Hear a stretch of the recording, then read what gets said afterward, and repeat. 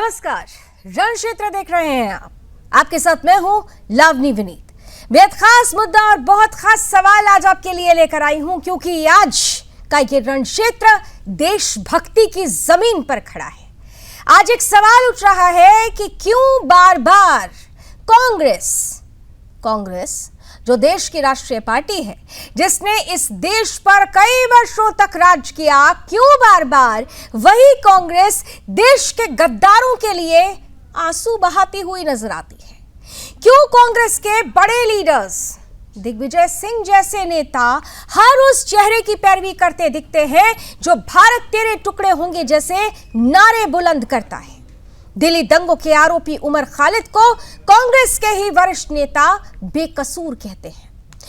Tweet करते हैं, post लिखते हैं, कहते हैं कि उमर खालिद के साथ बहुत अन्याय हुआ है।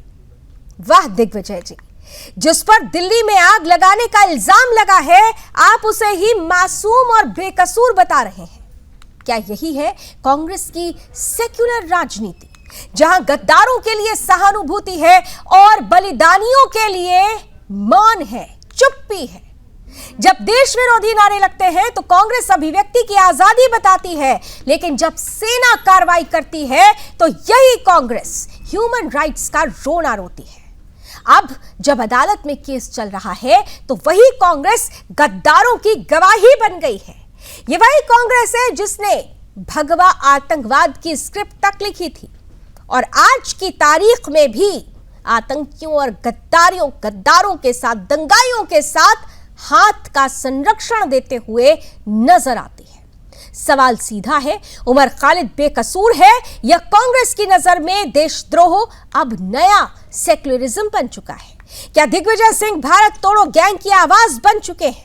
और क्या कांग्रेस की राजनीति अब पाकिस्तान की एजेंडे पर चल रही है?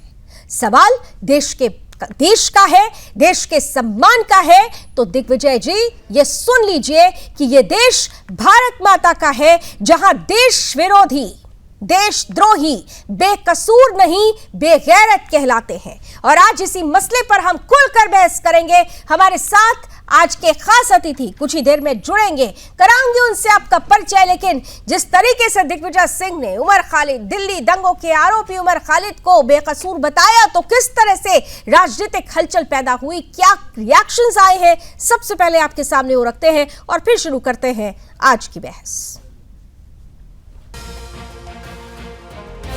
ये आदरणीय दिग्विजय सिंह का मैं सम्मान करता हूँ, मेरे राज्यसभा में बड़े वरिष्ठ सदस्य हैं, लेकिन जो ओसामा बिन लादेन को ओसामा जी बोलते हों, जो अफजल गुरु को गुरु कह के पुकारते हों, जो नुसरत जो कौन है इशरत जहां है उसको बेटी कह के पुकारते हों, यही भारत का सबसे बड़ा दुर्भाग्य है कि इस प्रकार की प्रवृत्ति वाले लोग कांग्रेस में ही क्यों दिखाई पड़ते हैं। कांग्रेस के एक सांसद भारत का राष्ट्रगीत गाने के बजाय वो बांग्लादेश का राष्ट्रगीत गा रहे थे और उनके नेता अब इस प्रकार के वक्तव्यों को देकर कांग्रेस की जो राष्ट्रभक्ति है उस पर प्रश्न चिन्ह लगा रहे हैं। जिस तरीके से लगातार इतने 4 साल से ऊपर वो उसमें जमानत उनको नहीं मिल रही है और उनका केस भी कहीं डिसाइड नहीं हो रहा है, तो निश्चित तौर पर सरकार के ऊपर गंभीर प्रश्न खड़े हो रहे हैं। न्यायालय को चाहिए, सुप्रीम कोर्ट को चाहिए कि न्याय की व्यवस्था करे, अपराधियों के खिलाफ कठोर कार्रवाई हो और जो निरपराध हैं उनको छोड़ा जाना चाहिए। मुझे लगता है कि जो है उसामा बिन लादेन भी बहुत पढ़ा लिखा था और उसने जो है वर्ल्ड ट्रेड सेंटर तोड़ दिया, तो किसी व्यक्ति की डिग्री होल्डर होने से ये नहीं कह सकते कि वो आतंकवादी है या नहीं। देखिए, आज तो जितने लिटिगेंट्स थे उनकी सबकी बात कंप्लीट हो गई तकरीबन, और सब लोगों ने 2 बातें बहुत साफ तौर पे कही है। पहली बात तो ये कही कि ये जितने भी चार्जशीट है ये सब यानी कंकॉक्टेड है और इसमें इतने सारे विटनेसेस हैं, 800-900 विटनेसेस हैं, उसके अलावा 150 करीब प्रोटेक्टेड विटनेसेस है। तो एक तो बात ये है। दूसरी बात ये कि इतनी लंबी चार्जशीट है, 30,000 पेजेस की चार्जशीट है। तीसरी बात ये कही कि भाई ये जो चार्जेस हैं वो ऐसे जो गरीब चार्जेस हैं, कुछ लोग दिल्ली में थे नहीं उस वक्त में जब दंगे हुए थे, और इसके अलावा जो है इसमें जो ये कहा गया है कि व्हाट्सएप ग्रुप में थे, बहुत सारे लोग व्हाट्सएप ग्रुप में थे भी नहीं, और जो लोग व्हाट्सएप ग्रुप में थे वो उसमें एडमिन हैं और दूसरे लोग हैं वो तो गिरफ्तार ही नहीं हुए हैं। व्हाट्सएप ग्रुप में से एक आदमी को आपने ले लिया, तो इसकी बेसिस क्या है। तीसरी बात ये आई इसके अंदर कि सब जो इससे पहले 3 लोगों को बेल मिल चुकी है इसी चार्जशीट के अंदर, आर्टिकल यानी FIR 59 के अंदर। हमें तो कभी कभी अब यही संदेह होने लगा है कि दिग्विजय सिंह जी पैदा जरूर भारत में हुए हों, पर व्यवहार और आचरण इनका पाकिस्तानी और विदेशियों टाइप का लगता है, क्योंकि इनके मुंह से जब भी निकलता है तो कभी आतंकवादियों को जी निकलता है, कभी ओसामा जी बोलते हैं, कभी लादेन जी बोलते हैं, कभी किसी के बारे में बोलते हैं, कभी वो कौन सा एक अफजल गुरु मारा गया उसको अफजल गुरु जी बोलते थे। तो कुल मिलाकर दिग्विजय सिंह के मन में आतंकवादियों के प्रति अगाध श्रद्धा है, और ऐसे दिग्विजय सिंह जी को मैं एक ही प्रार्थना करना चाहता हूं कि जितने जल्दी हो आप पाकिस्तान में अपना डेरा डालें, और कांग्रेसी मित्रों से भी प्रार्थना है कि तो सवाल ये उठता है कि लगातार इस तरीके के जब बयान आते हैं तो क्या ये कांग्रेस का स्टैंड है या दिग्विजय सिंह का स्टैंड है, और अगर ये कांग्रेस का स्टैंड नहीं है, जैसा कि हमेशा कांग्रेस ये कहकर पल्ला झाड़ लेती है कि ये तो व्यक्तिगत टिप्पणी है, तो फिर इस पर अभी तक कोई स्टैंड लेकर खुलकर दिग्विजय सिंह के अगेंस्ट क्यों कोई कार्रवाई नहीं की जाती? क्योंकि दिग्विजय सिंह तो पहले भी ओसामा बिन लादेन जी, हाफिज साहब जी और शांति दूत जाकिर नाइक को जैसे आतंकियों को शांति दूत बता चुके हैं, और आज भी जिस तरीके से उमर खालिद को बेकसूर बताया गया दिग्विजय सिंह की तरफ से और पूरी कांग्रेस ब्रिगेड की मौन साधना। सवाल यह है कि पैटर्न एक जैसा है। दिल्ली दंगों तक का तमाम जो तस्वीरें सामने आई उसमें स्पष्ट था कि किस तरीके से दिल्ली को जलाने का षड्यंत्र रचा गया था, किस तरह से देश में दंगों की आग और ज्यादा भड़काने की कोशिश की गई थी। तो ऐसे लोगों को बेकसूर कहना, क्या ये सिर्फ और सिर्फ राजनीति नहीं है? खोलकर बात करते हैं। स्वागत करते हैं आज के अतिथियों का। आइए गेस्ट पैनल से अब आपका परिचय कराती हूं। भारतीय जनता पार्टी का पक्ष रखने के लिए हमारे साथ अमित तिवारी जी हैं, साथ ही साथ कांग्रेस का पक्ष रखेंगे मोहम्मद हबीब खान साहब। हमारे साथ समाजवादी पार्टी से जितेंद्र वर्मा जी जुड़ चुके हैं, मोहम्मद अकील खान साहब हैं जो कि मुस्लिम स्कॉलर हैं, और साथ ही साथ विश्व हिंदू परिषद के राष्ट्रीय प्रवक्ता विनोद बंसल जी भी हमारे साथ कुछ ही देर में जुड़ जाएंगे। आप सभी का बहुत बहुत स्वागत है। मैं शुरुआत अमित तिवारी जी आपके साथ करना चाहती हूं, क्योंकि लगातार ये देखा गया है बटला हाउस से लेकर दिल्ली दंगों तक एक जैसा पैटर्न, हर बार आतंकियों दंगाइयों के साथ सहानुभूति, और अब उमर खालिद को भी ये कहकर बेकसूर कह देना कि उसके खिलाफ तो अभी तक कोई मामला क्लियर नहीं हो पाया है, जबकि हाई कोर्ट में भी जमानत नहीं मिल पाई थी, तभी सुप्रीम कोर्ट का दरवाजा खटखटाना पड़ा था, और आज भी जो उम्मीद कर रही थी कांग्रेस वो पूरी नहीं हो पाई है। अमित जी। इवाना जी देखिए, लावनी हूं सर, मैं, मेरा नाम लावनी है सर, लावनी। सॉरी लावनी जी, गलती से कोई बात बोल दिया। बोलिए अमित जी, कोई बात। देखिए जिस तरीके से कांग्रेस को ये लगता है कि लॉ जो है वो एक आइडियोलॉजी से ये गवर्न कर सकते हैं। इनकी आइडियोलॉजी भले हो सकती है देश विरोध की, कांग्रेस पार्टी की आइडियोलॉजी की बात कर रहा हूं मैं, कांग्रेस पार्टी की आइडियोलॉजी भले हो सकती है आतंकवादियों के साथ सिंपथाइज करने की, कांग्रेस पार्टी की आइडियोलॉजी जरूर हो सकती है ओसामा को जी कहने की, हाफिज को साहब कहने की, अफजल को हालात का मारा और बुरहान बानी गरीब मास्टर का बेटा, ये कांग्रेस पार्टी की आइडियोलॉजी है। लेकिन इनको ये चीज समझनी पड़ेगी कि इस आइडियोलॉजी से लॉ गवर्न नहीं होता है, लॉ गवर्न होता है संविधान से। और आज जो फैसला मतलब जो कोर्ट में अभी जो जाएगा उस पर भी संविधान के दायरे में ही रहते हुए किया जाएगा। और न्याय सुनिश्चित करने का काम जुडिशरी का है, कोर्ट्स का है। इस पर कोई भी पॉलिटिशियन इसमें दखल अंदाजी नहीं कर सकता। इस चीज को कांग्रेस पार्टी को समझना चाहिए। देखिए इनका सिलेक्टिव सिंपैथाइज जो होता है ना, कि ये आरएसएस को बोलेंगे कि ये आईएसआईएस है, बोको हराम है, भगवा आतंकवाद का नैरेटिव घड़ने का काम करेंगे, कहेंगे कि सनातन धर्म जो है वो डेंगू है, मलेरिया है, इसका समूल विनाश होना चाहिए। एक तरीके से आप पूरे के पूरे हिंदू समाज के जेनोसाइड की बात करते हैं। वहीं दूसरी तरफ एक किसके लिए, यासीन मलिक के लिए आप रेड कारपेट बिछाया जाता है। आपने देखा होगा किस तरीके से मनमोहन सिंह के कार्यकाल में आतंकवादियों के लिए प्रधानमंत्री कार्यालय में रेड कारपेट बिछाकर उनका स्वागत किया जाता था, उनको साझा मंच दिया जाता था, उनको उनके लिए प्रेस उपलब्ध कराए जाते थे, और ताकि उनकी आवाज को कुछ चैप्टर्स बहुत क्लियर हैं, कुछ चैप्टर्स बहुत खुले हैं, खुली किताब के जो पन्ने हैं। मोहम्मद हबीब खान साहब आपके पास आ रही हूँ, कुछ पन्ने बिल्कुल क्लियर हैं। तो जब पन्ने स्पष्ट रूप से चीख कर इस बात की गवाही दे रहे हैं कि आप लोगों का जो हाथ और साथ रहता है हमेशा गद्दारों के साथ, आतंकियों के साथ है, तो फिर सवाल क्यों नहीं आपसे पूछा जाए, क्यों आपको ये पॉलिटिकल वेंडाटा लगता है? उमर खालिद कहां से आप लोगों को बेकसूर लगने लग गया? देखिए लावणी जी, पहले तो आपका बहुत बहुत धन्यवाद और आपके टीम और आपके पैनलिस्ट का भी बहुत बहुत धन्यवाद, आपके दर्शकों का धन्यवाद। कांग्रेस पार्टी कभी भी आतंकवादियों के साथ नहीं रही है और आज भारतीय जनता पार्टी के प्रवक्ता वो सवाल उठा रहे हैं। इनको इतिहास देखना चाहिए कि इनके चचा ने कंधार जाकर के आतंकवादी को छोड़ा था। तो अब ये बताएं ना कि इन्होंने आतंकवादी को क्यों छोड़ा।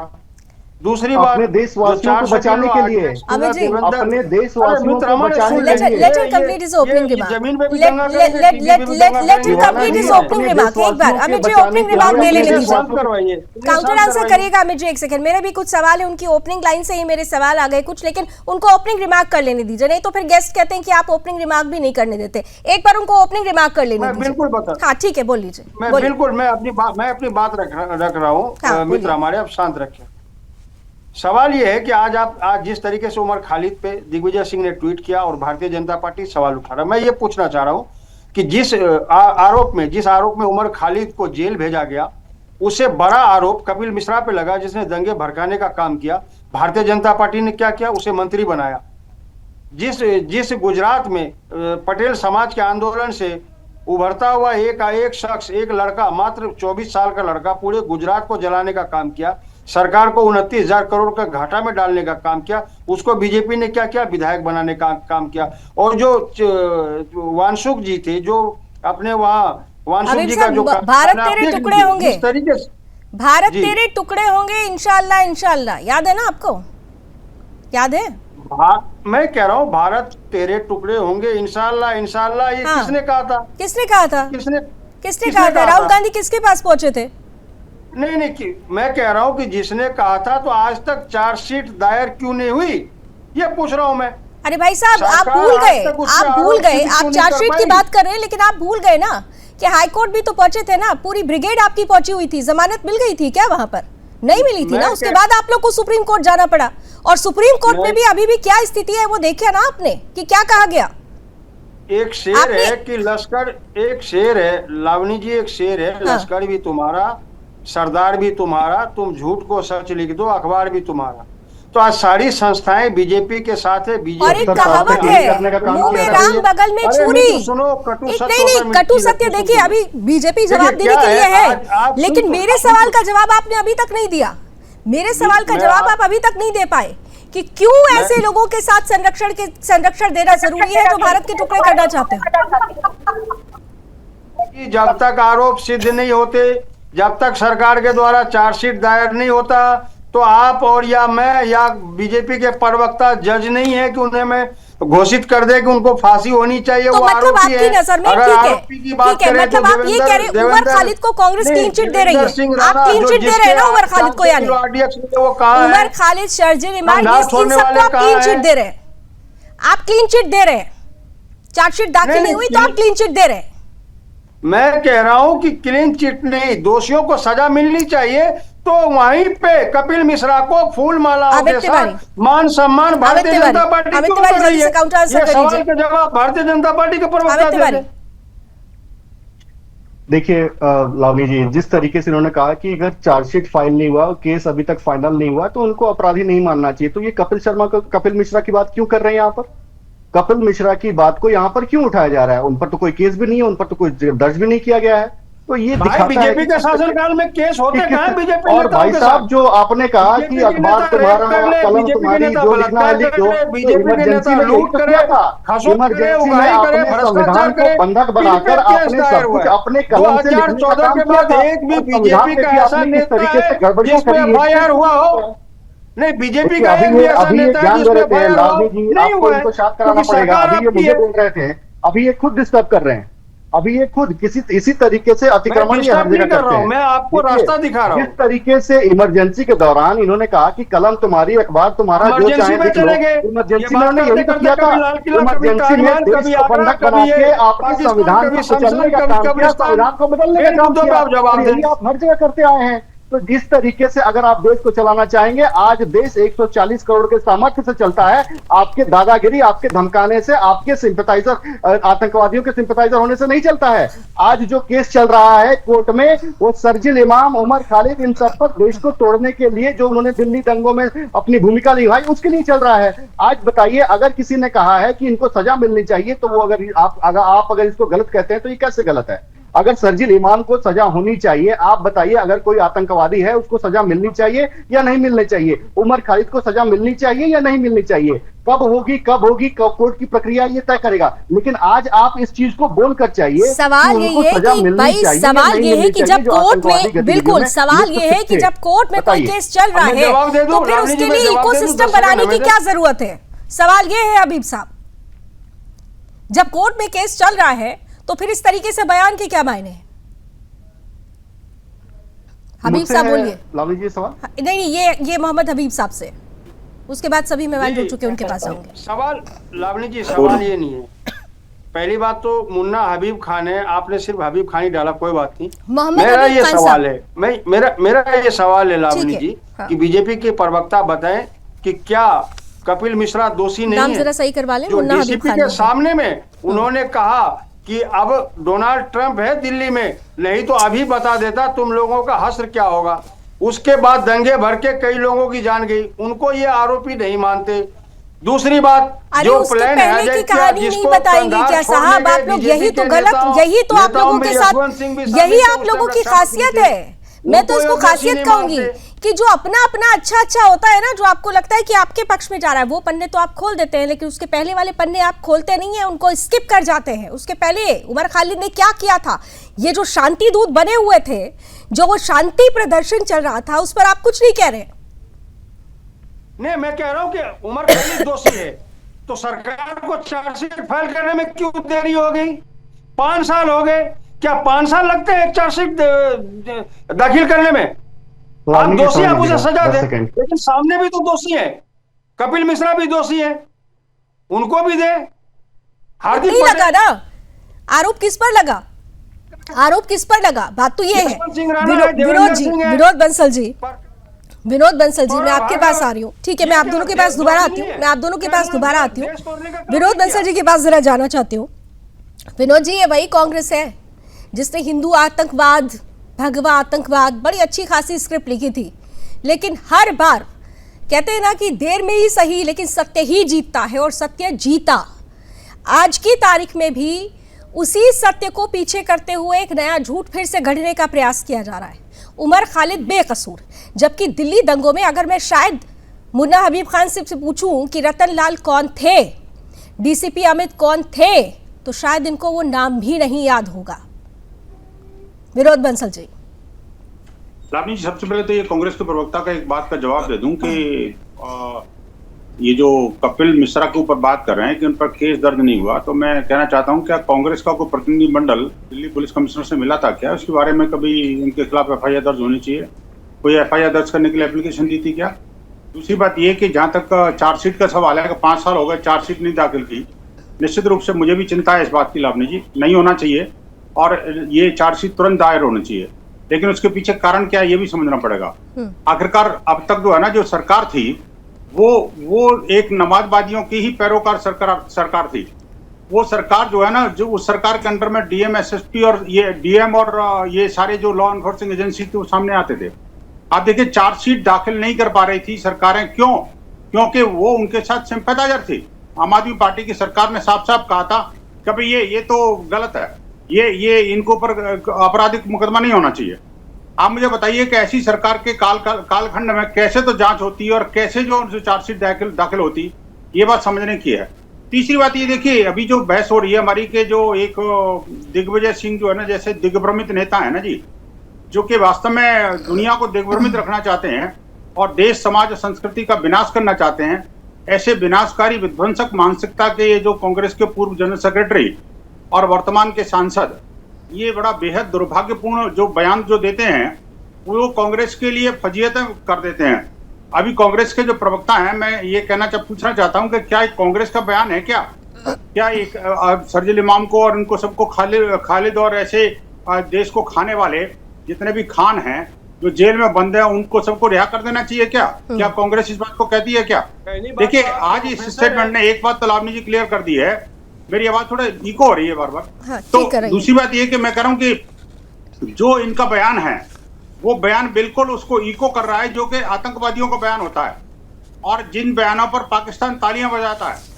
मैं कहना चाहता हूं आखिरकार ये जो शरजील इमाम जैसे जो विध्वंसक मानसिकता के युवा जो जेएनयू के करैक्टर को बदनाम करने में लगे हुए हैं और उसको जो है खराब करने में, खत्म करने में लगे हुए थे, इसी के कारण हमारे माननीय गृह मंत्री को ये कहना पड़ा था। मुझे लगता है देश के अंदर ये मांग बड़ी थी कि जेएनयू के अंदर जो है ना वो परमानेंट सिक्योरिटी फोर्सेस का एक अड्डा होना चाहिए, ऐसा लग रहा है। तो ऐसी स्थितियां, परिस्थितियां इन तथाकथित विद्यार्थियों ने पैदा कर दी थी, जिसके पैरोकार जो है ये रामचंद्र गुहा और दिग्विजय सिंह। बिल्कुल ठीक कहा, यही सबसे बड़ी चीज थी, यही सबसे बड़ी चीज है मुन्ना हबीब जी, कि आप कहते हैं कि किसी व्यक्ति नहीं, व्यक्ति का विचार घातक होता है, और ये वही विचार थे जिसने दिल्ली दंगों की स्क्रिप्ट लिखी। आप विचार की बात नहीं करते, आप व्यक्ति के नाम के आगे, क्योंकि वो उमर खालिद है इसलिए आपको वो व्यक्ति नजर आता है, लेकिन वो विचार नजर नहीं आता। हमारे साथ समाजवादी पार्टी से भी वर्मा जी जुड़े हुए, जितेंद्र वर्मा जी हैं, और मुस्लिम स्कॉलर साहब भी हमारे साथ है, अकील खान साहब है। जितेंद्र वर्मा जी, आपकी पार्टी का स्टैंड क्या है? आप भी क्या उमर खालिद जैसे लोगों को इनोसेंट मानते हैं? देखिए, जब तक कोर्ट में साबित नहीं हो जाता, ना हम किसी को आरोपी कह सकते हैं, ना ही हम उसको अपराध कारित करने वाला व्यक्ति कह सकते हैं। नहीं तो खुलकर बोलना पड़ेगा ना, एक स्टैंड तो क्लियर करना होगा। भाई कांग्रेस ने अपना स्टैंड क्लियर कर दिया, वो बेकसूर है। अब आप बता दीजिए, या तो आप उसे गद्दार कहिए या तो फिर बेकसूर कहिए। नहीं, ये तो आरोपी भी नहीं कह रहे। ये कमाल की बात है, ये नमाजवादी मानसिकता है ना, बड़ा क्लियर हो गया। तो मुख्यमंत्री तुम्हारा है यूपी का 28 मुकदमों का आरोपी, तुम्हारा मुख्यमंत्री भी है 28 मुकदमों का।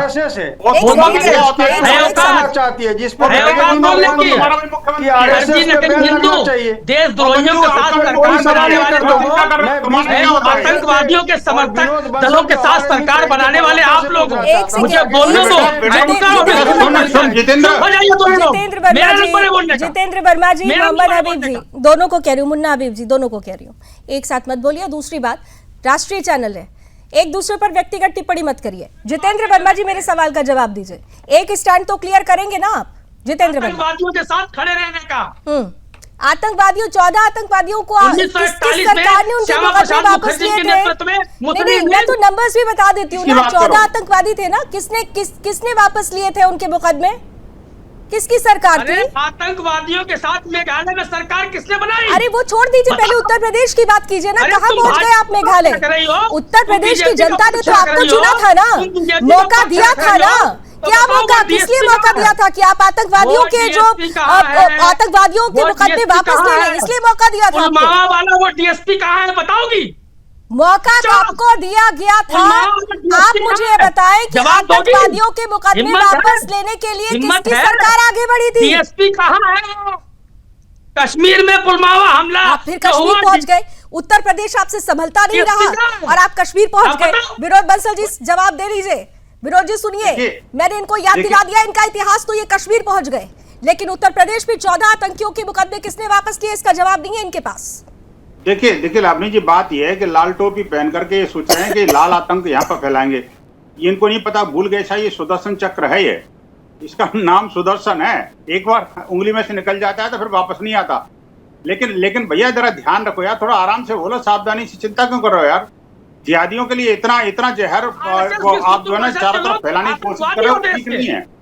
अरे जितेंद्र जी, आप हैं तो हिंदू ही ना, नाम से तो हिंदू लग रहे हैं, लेकिन मैं मानता हूँ चूंकि आप प्रतिनिधित्व नमाजवादी पार्टी में कर रहे हैं तो इसलिए आपको बोलना पड़ेगा। लेकिन कम से कम हिंदुओं को धमकाने से तो आ जाओ यार। आपने लाल टोपी पहन रखी है तो इसका मतलब थोड़ी है कि आप अरे देखो, अयोध्या में आपने निहत्थे कारसेवकों को मारा, उनको लहूलुहान किया, और आपके जनरल सेक्रेटरी ने रामचरित मानस को जलाया। आपके जनरल सेक्रेटरी ने उठाई, आपका जनरल सेक्रेटरी हमारे देवी देवताओं और आपका प्रधान जो है ना लगातार हमारी दिवाली को कलंकित करने की कोशिश कर रहा है।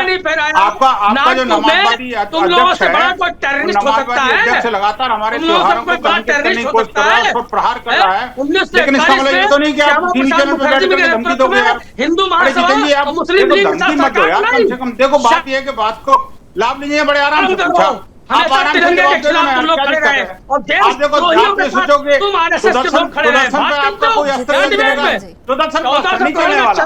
जितेंद्र वर्मा सुदर्शन पे तो तुम लोग सब बड़ा टेररिस्ट कोई जितेंद्र वर्मा जी, तेवर अच्छे हैं, लाइमलाइट लेने के लिए डिबेट में तेवर अच्छे हैं, लेकिन केवल तेवर दिखाने से बात नहीं चलेगी। सवाल का जवाब जब देंगे ना तो तब समझ में आएगा कि ये तेवर कितने तीखे हैं। मैंने आपसे सीधा सवाल पूछा था कि आतंकियों के मुकदमे किसने वापस लिए, आपने पूरी तरीके से जलेबी बना दी। अरे आप फिर भाग गए मेरे सवाल से। मैं तो बड़ा साधारण सवाल पूछ रही हूँ, इस सवाल का भी जवाब दीजिए। खूब पानी पी कर कोसिएगा बीजेपी को, लेकिन इस सवाल का जवाब भी तो दीजिए, क्यों आतंकियों का मुकदमा वापस किसने लिया था? कौन दंगाइयों को और कौन डॉन्स को? अतीक अहमद भूल गए हैं आप? मुख्तार अंसारी को भूल गए आप? किसने संरक्षण दिया था? ये सारे जब नाम आते हैं तो आप जो गोल गोल जलेबी बनाने लगते हैं। देखिए, चिल्लाइए मत, चिल्लाना इस पैनल में सबको आता है, लेकिन तर्कों के साथ बात कीजिए। आप तर्क करते करते कुतर्क करने लग रहे हैं। बहुत जल्दी से मैं एक कमेंट बहुत जल्दी से लेना चाहती हूँ। हमारे साथ मुस्लिम स्कॉलर भी जुड़े हुए हैं, अकील साहब बहुत देर से इंतजार कर रहे हैं, उसके बाद ब्रेक लेते हैं पैनल। अकील साहब, ये जो पूरी परिस्थिति है, देखिए दो चीजें मैंने पहले भी कहा कि व्यक्ति महत्वपूर्ण नहीं होता, विचार मायने रखते हैं, क्योंकि विचार से ही सारी नींव बनती है। वो अच्छी भी हो सकती है, बुरी भी हो सकती है। उमर खालिद के विचार देश के लिए देश विरोधी थे और इसीलिए कहा जा रहा है, आज सॉलिसिटर जनरल ने भी ये कहा कि ऐसे लोगों को एक दिन की भी आजादी नहीं मिलनी चाहिए। मोहम्मद अकील खान साहब, अकील साहब बोलिए। जी, एक मेरी आवाज आ रही है आपको? आ रही है सर, आ रही है। जल्दी से प्लीज अपना कमेंट रख दीजिए, मुझे फिर ब्रेक लेना होगा सर। एक शेर से अपनी बात की शुरुआत करूंगा जी, कि जो मेरे देश के हैं गद्दार, जो मेरे देश के हैं गद्दार नहीं है, जिनको इससे प्यार वो हिंदुस्तान छोड़ दे। जो मजलूमों को सताते हैं, जो नफरत को फैलाते हैं, जो घरों में आग लगाते हैं, जो दंगों को भड़काते हैं, वो हिंदुस्तान छोड़ दें। बसा ले दिल में चाहे राम, सीनों में रखें इस्लाम, वो हिंदुस्तान छोड़ दे। यहाँ हर बेटी सीता है, यहाँ हर बेटी राधा है, यहाँ हर बेटी मरियम है, यहाँ हर बेटी सलमा है। यहाँ जो लूटे इनकी लाज, वो मौलाना हो या महाराज, वो हिंदुस्तान छोड़ दे। अब आपने बात जिस जेएनयू के एक छात्र की बात चल रही है, उमर खालिद की, मैं आपके चैनल पे बड़ी जिम्मेदारी से बात कहना चाहता हूं। एक इस मुल्क के अंदर ये देश संविधान से चलेगा, कानून से चलेगा, लेकिन जहां पर एक अभी आपके चैनल पे नाम आएगा ज्योति मल्होत्रा, जो पूरी तरीके से हमारे मुल्क से जासूसी करती है दूसरे मुल्क की, उसके बाद एक यूट्यूबर है जसबीर सिंह। नहीं तो हाल क्या हुआ? वो तो भाई देश का गद्दार, देश का विरोधी, उसके साथ हुआ क्या है? किसने बचाया उसको? उसे तो बचाने के लिए कोई नहीं आगे आया, किसी ने पैरोकारी की क्या? तो बेहद खास मुद्दे पर आज रणक्षेत्र हो रहा है। ब्रेक के बाद सीधे एक बार फिर से अकील साहब के पास जाते हुए, अकील साहब आपने ज्योति अग्रवाल का नाम लिया था ब्रेक से पहले, लेकिन मुझे ये बता दीजिए कि ज्योति को बचाने के लिए कौन आगे आया? क्या बीजेपी आगे आई? क्या वीएचपी या विनोद बंसल जी अभी बैठे हुए हैं, वीएचपी का पक्ष रख रहे हैं, क्या वीएचपी आगे आई? कौन आगे आया? नहीं है जो भारतीय जनता पार्टी की बात करेगा, जो भारतीय जनता पार्टी के कंधे से कंधा मिलाकर के काम करेगा, वो कितनों भी गंदे काम करे, फिर आपने घुमा दिया। मैं तो आपने फिर घुमा दी बात। आपने ज्योति अग्रवाल की बात की थी ना, तो पहले उसी पॉइंट पर रहिए ना। मुझे एक नाम बता दीजिए। नहीं, मुझे पहले एक नाम बताइए। आपने एग्जाम्पल, आपने बहुत अच्छा आज जो आपने शायरी पढ़ी, आपने मजलूम बताया, आपने बताया कि जो महिलाओं को कहे उनको पाकिस्तान भेज दो, सब कुछ था, बहुत अच्छी आपने ओपनिंग की। लेकिन मुझे आप ये बता दें, आपने ज्योति अग्रवाल का नाम जब ले ही लिया तो मुझे बताइए कि ज्योति अग्रवाल जैसे गद्दार के लिए कौन आगे आया है?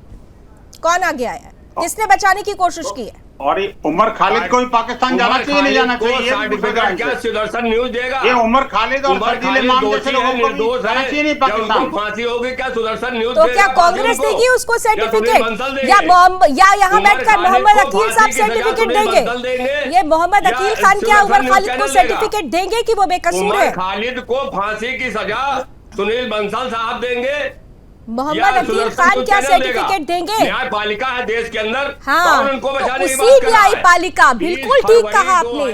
क्या उसी न्यायपालिका का सम्मान किया जा रहा है? क्या उसी न्यायपालिका का सम्मान कर रहे हैं आप लोग? यहाँ बैठकर जितनी देर से आप डिफेंड करने की कोशिश कर रहे हैं, तो ये क्या आप न्यायपालिका का सम्मान कर रहे हैं?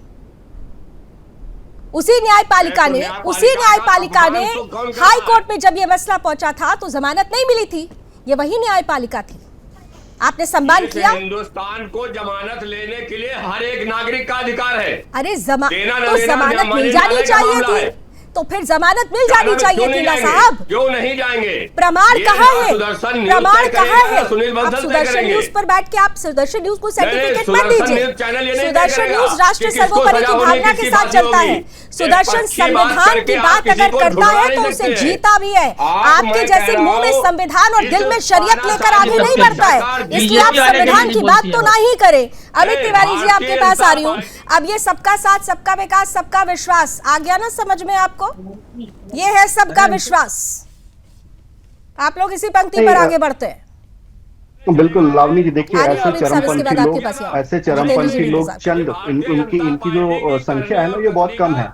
देश का 140 करोड़ का सामर्थ्य बहुत ज्यादा है। इनके सामने देश के 140 करोड़ का सामर्थ्य बहुत ज्यादा है। इनकी कोई हैसियत नहीं है। जो भी यहाँ पर बैठ के आज के ये नमाजवादी हो या कांग्रेस पार्टी हो या ये मौलाना जी हो, इनकी कोई हैसियत नहीं है। ये मैं आपको आज बता देना चाहता हूँ। दूसरी बात, ये सस्ती राजनीति करते हैं। हैसियत सिर्फ बीजेपी की है, जो गाय के नाम पे राजनीति करने के लिए अपनी। अरे भाई साहब, मेरा समय है, आप अपने समय पे बोलिएगा। हैसियत है, आप अपने समय पे बोलिएगा, मेरा समय है, सुन लीजिए। देखिए, ये सस्ती राजनीति, अपनी सस्ती राजनीति को चमकाने के लिए एक आतंकवादी के साथ खड़े हो जाएंगे, इशरत जहां को अपनी बेटी बताने लग जाएंगे, अफजल गुरु को हालात का मारा कहने लग जाएंगे और बुरहान वादी कहेंगे कि ये तो गरीब मास्टर का बेटा था। तो ये इस तरीके की तो इनकी राजनीति है। दूसरी बात, आप देखिए जिस तरीके से उमर खालिद दिल्ली के दंगे जो हुए, उसके अगर आप उसके परिप्रेक्ष्य में अगर आप जाएंगी तो इसलिए हुए थे क्योंकि एक विदेशी डेलीगेशन यहाँ पर देश में आने वाला था, उनको फुटेज चाहिए था और फुटेज के माध्यम से इंटरनेशनल न्यूज में वायरल होना था। और इसी को पूरे का पूरा लेकर पूरा का पूरा ये जो षड्यंत्र गढ़ा गया, और किस तरीके से हमने सबने देखा है, सर्जिल इमाम ने किस तरीके से कहा था कि आतंक की आसम को एक तरीके से अलग कर देते हैं, चिकन नेट पर मवाद फैला दो, वहां पर कोई घुस न पाए, और इस तरीके से हम पूर्व उत्तर को अलग कर देते हैं। तो जिसकी मानसिकता देश को बांटने की हो, जिसकी मानसिकता देश को खंड खंड करने की हो, जिसकी मानसिकता संविधान को तोड़ने की हो, उसके साथ आज आप कैसे खड़े हो सकते हैं?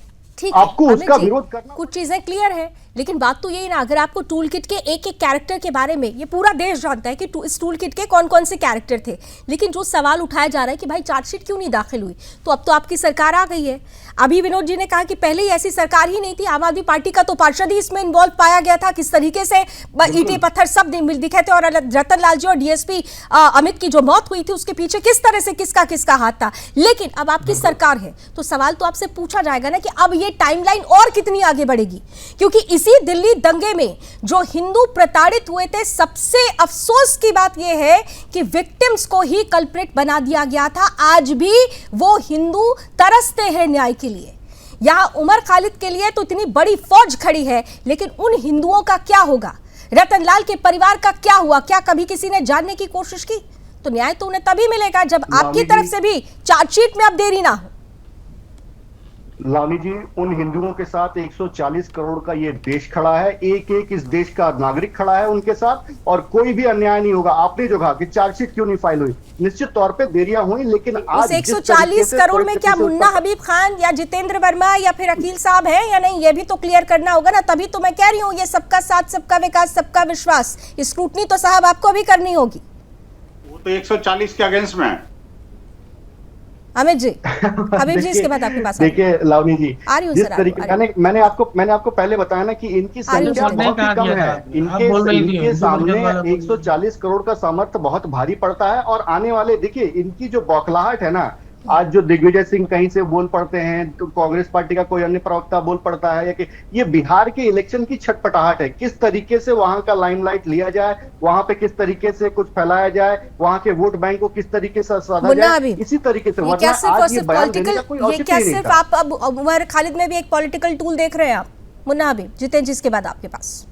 मुन्ना हबीब साहब। नहीं देखिए, मैं लावणी जी 2 मिनट चाहूंगा आपको। अभी हमारे विनोद बंसल साहब ने, जो समाजवादी पार्टी के प्रवक्ता और हमारे घनिष्ठ मित्र हैं जितेंद्र शर्मा जी, तो ये बंसल साहब है बनिया गोत्र से और जितेंद्र शर्मा जी है पंडित। आज बनिया पंडित को कर आप जितेंद्र वर्मा जी हैं। ये लो, क्या यही हो, आप ये तो बताओ, क्या हो आप, ये तो बताओ। अरे मुन्ना खान जी, आप किस जाति से हो? आपकी जाति क्या है? ये पहले से तय होके आता है, जब जितना पसंद हो जाएगा तो का काम क्या हो और गाँव मांस बेचने वाले से चंदा लेने का काम क्या हो और जिनकी फैक्ट्रियाँ साहिबाबाद में भारतीय जनता पार्टी के नेताओं की फैक्ट्रियां, ओनर भारतीय जनता पार्टी। कोई नहीं है झूठ परोसने का काम यहाँ पर मत करो। कोई नहीं है सारी मुस्लिम कंपनियों के ओनर। बड़ा आसान होता है, झूठ बोल रहे हैं। ये बड़ा आसान होता है, ये बड़ा आसान होता है कि हिंदुओं को जाति में बांट दो, और जब आपसे पूछा गया जाति तो आपने फिर गोल गोल जलेबी बना दी। आप शुरू से आज आप बहुत बढ़िया जलेबी बना रहे हैं, लेकिन हर बार मैं आपसे सवाल एक ही करूंगी कि तर्क रहे कुतर्क नहीं रहे। आपने हिंदुओं को तो जाति में बांट दिया, जितेंद्र जी ने भी गलबैया कर ली उसी में।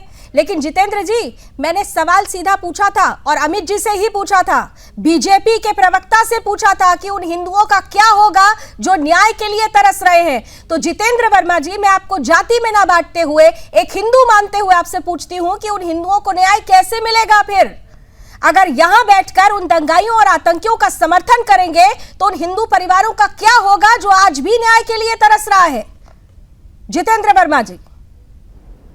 पार्टी हिंदू करके और मुस्लिम करके ये बांटने की राजनीति का इनका इतिहास रहा है।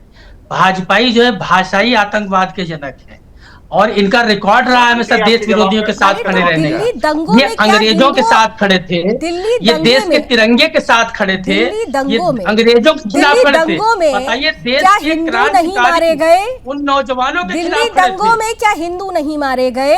जितेंद्र वर्मा जी, मैं सिर्फ 2 नाम बार बार दोहरा रही हूँ। रतन लाल जी का नाम याद है आपको? रतन लाल जी के बारे में पता है आपको? कौन थे रतन लाल जी? अच्छा, रतन लाल कौन थे? रतन लाल कौन थे? बीजेपी का विश्व हिंदू परिषद का बोलता, आप टेप लगा के बैठ जाती हो। अरे मेरा टेप छोड़ दीजिए, मेरा टेप छोड़ दीजिए। आपका टेप तो जुड़ा हुआ है ना कुछ खास लोगों के साथ, वो जो तुष्टीकरण की राजनीति चली आ रही है। मेरा टेप एक जगह फिक्स है, राष्ट्र सर्वोपरि। और जब जब मेरे राष्ट्र की बात आएगी, जब जब मेरे देश के लोगों की बात आएगी, जब जब राष्ट्रवाद की बात आएगी, जब जब हिंदुत्व की बात आएगी, मेरा टेप इसी जगह पर अटकेगा। लेकिन आप बता दें जितेंद्र जी, रतन लाल कौन थे? बीजेपी का दलाल नहीं मान। रतन लाल कौन थे? दलाल नहीं मान रहे। रतन लाल कौन थे? स्पोक पर्सन नहीं मान रहे होंगे आप। रतन लाल कौन थे? बैठ के यहाँ पे एंकर बन के रतन लाल कौन थे? बोलने नहीं दे रही हो लगातार। रतन लाल कौन थे? जितेंद्र वर्मा। जितेंद्र वर्मा, रतन लाल कौन थे? सही बताओ। Jitendra Verma, I am again asking to a question. सम्मान के साथ जितेंद्र वर्मा जी, आपसे ये पूछा जाता है, इस देश की नागरिक लावनी विनीत आपसे पूछ रही है कि रतन लाल कौन थे? आपको पता है? सतपाल मलिक सच रतन लाल कौन थे साहब? है ना, ये आतंकवादी घटना है। रतन लाल कौन थे? बिना सुरक्षा के कौन घटवा? जितेंद्र वर्मा जी, आप एक्सपोज हो चुके हैं। मुझे बैठकर आप पानी पी कर गाली दें, पानी पी कर कोसे, मुझे कोई फर्क नहीं पड़ता। लेकिन मेरे सवाल का जवाब आपने खुद मेरी जनता के सामने, मेरे व्यूअर्स के सामने रख दिया कि आपको ये तक नहीं पता कि रतन लाल कौन थे। रतन लाल वो कांस्टेबल थे जिनका सिर कूच कूच कर दिल्ली दंगों के दौरान उन्हें मार दिया गया था। उनकी पत्नी और उनकी बेटी को यहां से भागना पड़ा था अपनी जान बचाने के लिए। और उस वक्त कहा थे जितेंद्र वर्मा, आप बैठकर जो यहां पर गाना गा रहे हैं ना, यहां पर बैठकर, उस वक्त ये तेवर कहा थे आपके? अफसोस होता है ऐसे प्रवक्ताओं को और ऐसे लीडर्स को देखकर। सेलेक्टिव अप्रोच लेकर आप आ जाते हैं।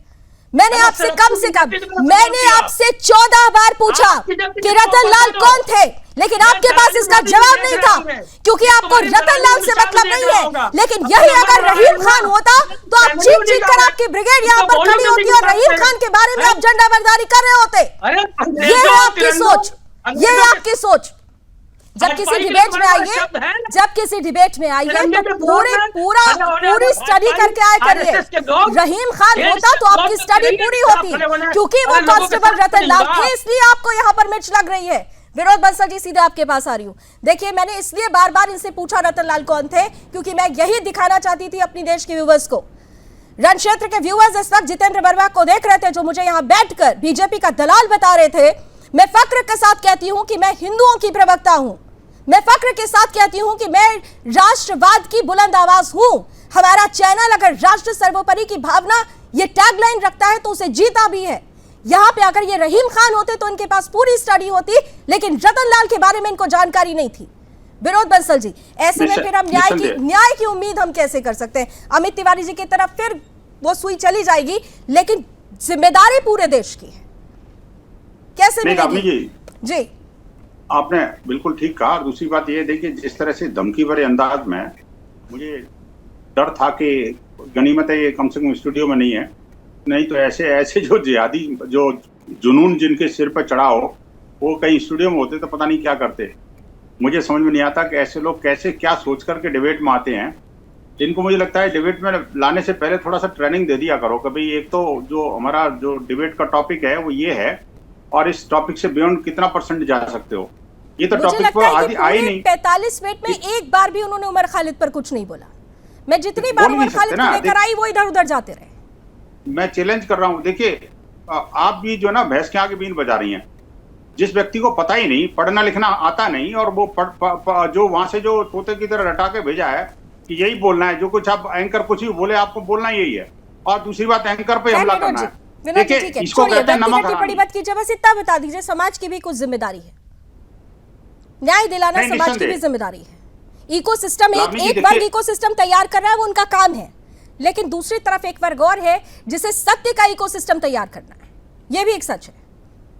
देखिए ये तो दिग्विजय सिंह जैसे नेता हो, या कांग्रेस और समाजवादी पार्टी हो, और या जिहादियों का गठजोड़ हो, ये सारी की सारे टूल किट एड़ी चोटी का दम लगा दे तो भी माननीय न्यायालय हमारे ऐसे आतंकी मानसिकता के लोगों को। Amit ji, last 20 seconds then sum up. Amit ji, Lavni ji आपने कुछ पूछा? Last 20 second sir, sum up करेंगे फिर। एक्सपेक्टेशंस बहुत ज्यादा। देखिए समाज, देखिए लाल टोपी पहन के जो व्यक्ति यहाँ पे बैठा है, आपने कहा था तेवर दिखा रहे हैं, ये तेवर नहीं है लावनी जी, ये गुंडई है। और यही गुंडई आज ये यहाँ पे दिखा रहे हैं, यही गुंडई ये दिखाते हैं सड़कों पे, यही गुंडई ये दिखाते हैं जब दंगे होते हैं वहां पे, और इसी गुंडई के साथ ये माताओं बहनों न्यूज है। ये ना गुंडों की भाषा जानता है और ना ही ये आतंकियों की भाषा, और आतंकियों और गुंडों को कैसे जवाब देना है ये सुदर्शन न्यूज जानता है। चलिए, anyways, thank you so much. समय आज इतनी ही अनुमति दे रहा है मुझे आप लोगों से बात करने की, लेकिन इतना जरूर है कि इस डिबेट के अंत में एक उम्मीद हम अपनी पॉलिटिकल पार्टी से तो रखते हैं, लेकिन एक उम्मीद इस देश के नागरिकों से रखते हैं, एक उम्मीद देश के हिंदुओं से रखते हैं, एक उम्मीद देश के राष्ट्रवादियों से रखते हैं, क्योंकि ऐसे लोग जो लगातार गद्दारों या आतंकियों के लिए इकोसिस्टम तैयार करते हैं, उनके लिए दूसरी तरफ आवाज बुलंद होनी चाहिए। वो आवाज जो एक साथ उठे, वो आवाज जो यूनानिमस हो, जो बटी हुई ना हो, क्योंकि हमने बार बार आपको चेताया है कि जब जब हिंदू बटा है तब तब देश बटा है। इसलिए एक होना होगा ऐसी ताकतों के खिलाफ। रण क्षेत्र में भी बस इतना ही। देश और दुनिया की तमाम खबरों के लिए आप जुड़े रहिए सुदर्शन न्यूज के साथ।